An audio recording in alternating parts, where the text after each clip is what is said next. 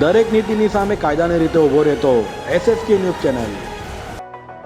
Chambers of commerce દ્વારા આગામી 20 થી 22 જુલાઈ દરમિયાન સુરત ઇન્ટરનેશનલ ટેક્સટાઇલ એક્સપો સીટેક્સનું આયોજન કરનાર છે, જેમાં કેન્દ્રીય રાજ્ય કક્ષાના ટેક્સટાઇલ મંત્રી પબિત્રા મરીટાના ઉપસ્થિત રહી સીટેક્સનું ઉદ્ઘાટન કરશે, જે અંગે પત્રકાર પરિષદમાં માહિતી અપાઈ હતી।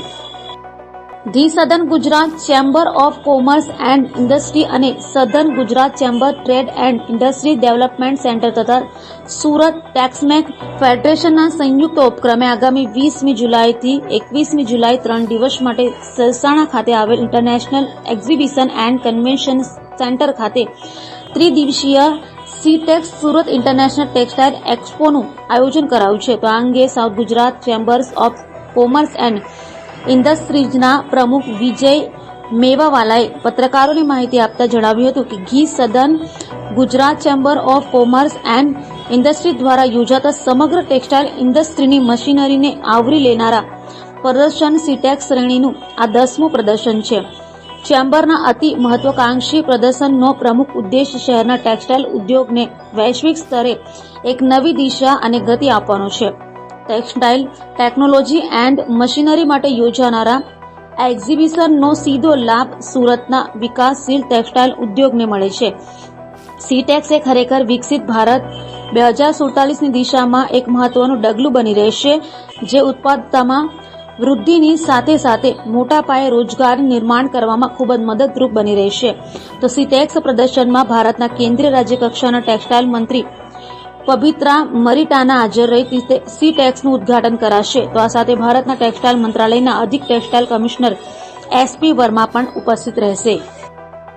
હું વિજય મેવાલા, પ્રમુખ the southern Gujarat chamber of commerce and industries.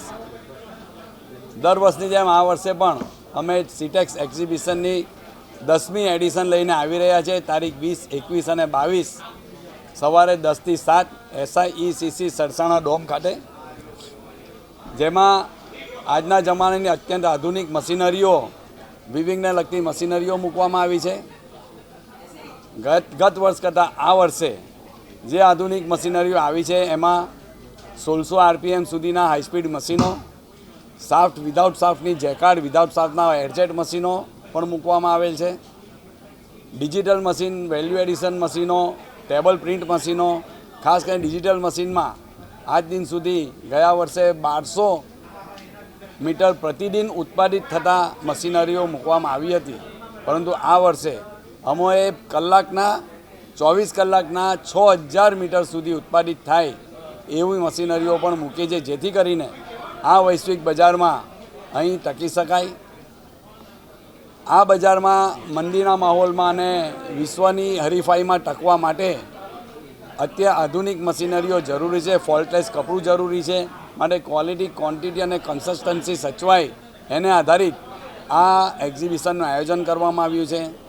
દિશા બદલાશે તો આપણી દશા બદલાશે, માટે આજના આધુનિક યુગમાં જો આપણી દિશા બદલાય અને આજના આધુનિક યુગમાં આવી મશીનરીનો ઉપયોગ કરવામાં આવતો હોય તો અવશ્ય ટેક્સટાઇલની દિશા પણ બદલી શકીશું અને આપણે વૈશ્વિક બજારમાં ટકી શકીશું। દરેક નીતિની સામે કાયદાની રીતે ઊભો રહેતો SSK ન્યૂઝ ચેનલ।